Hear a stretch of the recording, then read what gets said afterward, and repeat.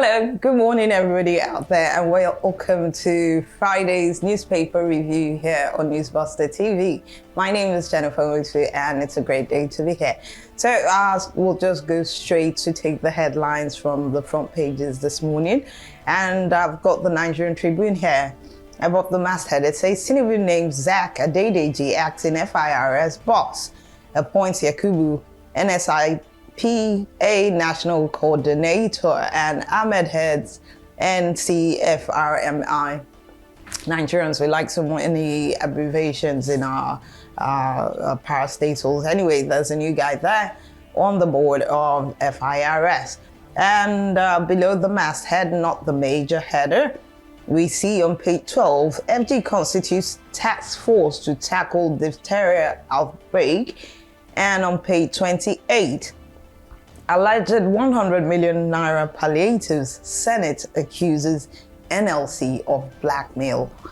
Why would there be, that kind of back and forth between the Senate and the NLC? I mean, the NLC just called them out to say what is being done. People are not receiving anything, economy is getting worse. So why would the senators, have this reverse psychology kind of thing with the NLC?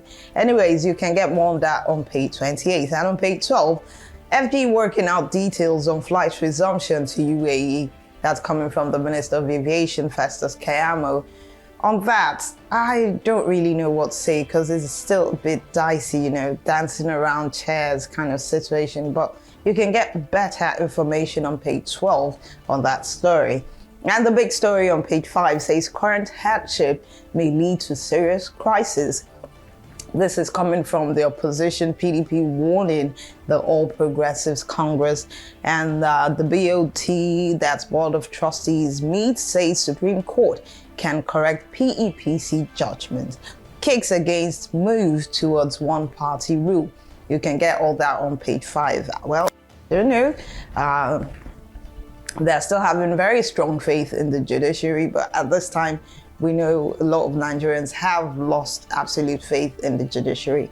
But that is a story for another day. The picture there shows the governor of Lagos State, Babajide Sanwo-Olu, with the daughter of the deceased accountant Doyen Tokunbo Williams during the governor's condolence visit to the family of the late Akintola Williams in Lagos yesterday. And on page 5, federal government has no choice but to fund universities. It is constitutional. This is coming from ASU. Of course, with the rise of fees across several tertiary institutions being hiked, and a lot of people saying this might just mean an end to many people's dreams and hopes of getting that tertiary education. So the government has come in at this point. That is ASU's view. And on page 26, sad one, hoodlums behead LP chieftain in Abia. And page 8, this was a story that made much rounds yesterday. Ndudi, it should be Ndudi Elumelu, not Ndidi Elumelu, loses as appeal court affirms Labour Party candidate as Delta rep.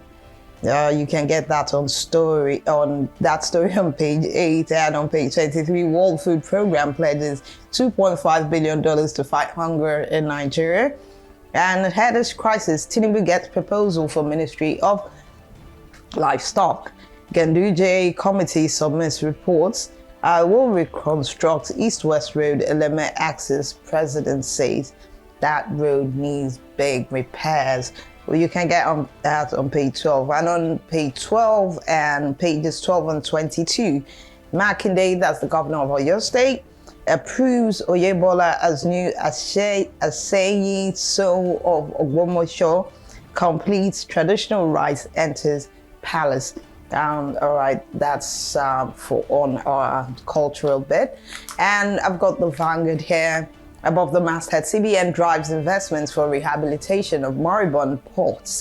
Page 19. Court nullifies Kaduna government's banishment of a monarch.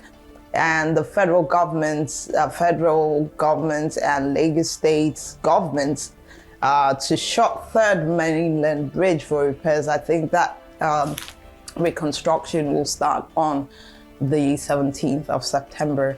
And on page 12, a lieu of worry ends protest by Ishakiris. One-party states will resist APC's plot. That's coming from both the PDP and the Labour Party. And outrage as national power grid collapses twice in 6 hours. I've had that conversation across so many boards yesterday, this morning, all about, power not being, nobody is having power across Nigeria. It's a huge, huge problem. You can get that on page 5. And the writers to that story say generation drops 93.5%. That's like almost all power seized to 273 megawatts. And the Minister of Power confirms this collapse, apparently. TCN blames fire incidents at Jebba line. TCN others, efforts not sufficient. That's coming from Geotechnics boss. $7.5 billion loans fail to halt collapse. Experts call for probe. Okay, it's the Nigerian factor causing that. You can get that story on page 5. And there's a picture there showing the Alake of Egbalan's 80th birthday Thanksgiving. On page 9, IGP orders CPs to dismantle unauthorized checkpoints and arrest violators. Tinubu sacks FIRS boss Mohammed Nami, names Adedeji new chairman. That's on page 8. And there's another picture there. The Minister of Information and National Orientation, Mohammed Idris Malagi, on the second right, and Ambassador of Angola to Nigeria, Jose Bamokina Zhao, on the second left, and others during a courtesy visit by the envoy to the minister in Abuja yesterday. All right, columns and different articles to explore. Just get a copy of the Vanguard newspaper. And lastly, I've got The Nation here. Above the masthead, Adedeji replaces Nami as FIRS chair. And the agency boss on terminal live. I don't know how that is. Anyways, that's on page 4. And Makinde appoints 29-year-old as commissioner. That's a good one. And we also see governors get federal government push on mass food production. You can get those stories on page 5. If I'm right, page 5, yes. Okay, page 95. Wow, quite a heavy paper, and page 5. And the big story there, DHQ, police turn heat on all thieves, economic saboteurs. 1 million liters of stolen crude seized in 1 week. IG orders clamp down on firearms production. And that story continues on to page 4. And the president says we will create wealth for all Nigerians, and he hails his advisor, in quotes, Wike, for hitting the ground running as the FCT minister. And experts and stakeholders are giving tips and speaking on how to prevent another national grid collapse. And TCN, it is said they battled that blackout for hours. This was against the backdrop of yesterday's collapse of the national grid. And of course, you should know that cost about 93.5% drop of the outputs.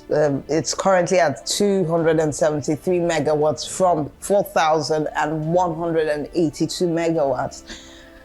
God help us. All right. And we see Ajulo, Falana's wife, Afe Babalolo's daughter, 66 others make SANS list. Those are the new senior advocates of Nigeria. You can get a better know on that list on who is who and who made it or who didn't make it. It's all on page 5. All right, I'll quickly take a bit of sports, and on the sports page from the Vanguard, it's on page 31. CAF condoles with Morocco, Libya over earthquake and flood deaths. It's been so many natural disasters happening around that region. And CAF has also said there will be an observance of a minute's silence at all March venues over the weekend. Nottingham Forest asks Dennis from EPL squad, and he will not be in some of those games. All right. We see 3 Madrid players arrested over sex video. This was a very unsavory one. Some 3 Real Madrid players were reportedly arrested over a sex tape involving a minor. That is not very good, but we don't want people who are in the forefront to be associated with such things. So it's good. The arrests are good. Ten Hag will be sacked before Pochettino. That's coming from Jose Enrique, a former Liverpool defender. You might want to know his reasons if you look at that story closer. Man United banished Sancho from training. We also see why Kayode joined Turkish club Gen Club Bilnigi. That's coming from his wife, who also happens to be his manager. All right, and agent. Yeah. Bet Correct enters Nigeria's sports betting scene. That's another new one for those sports bettors and people who do everything bet. So Bet Correct is a new one. And we also see learn from Osimhen. Ubade advises Boniface. This is coming from former Nigerian international Nduka Ubade, who has advised Super Eagles new boy Victor Boniface to learn from Victor Osimhen. So I guess those are the bits of news we can take. There's more sports news at the back page of the Vanguard. So basically you see more sports stories and a couple of things to keep you busy, like crosswords and Sudoku and all that. All right, it's been great being with you all through the week here, checking out headlines, knowing what's going on around the world, and just keeping you in the know generally. Thank you for being with us. We remain always happy and appreciate you being with us on Newsbuster NG. So while you're doing that, and we appreciate you and we want you to make others appreciate us, don't forget that on our YouTube channel, where you've got a host of nice programs, share, like, and subscribe, and get others to do that. And throughout the weekend, you can catch up on the latest developments or news in the country and around the world on our website at www.newsbusterng.com. And don't forget to also like and share and do everything on our social media pages at Newsbuster NG on Twitter. That's X and Facebook. All right, from me, Jennifer, do have a fab weekend. I'll see you all next week. Bye now.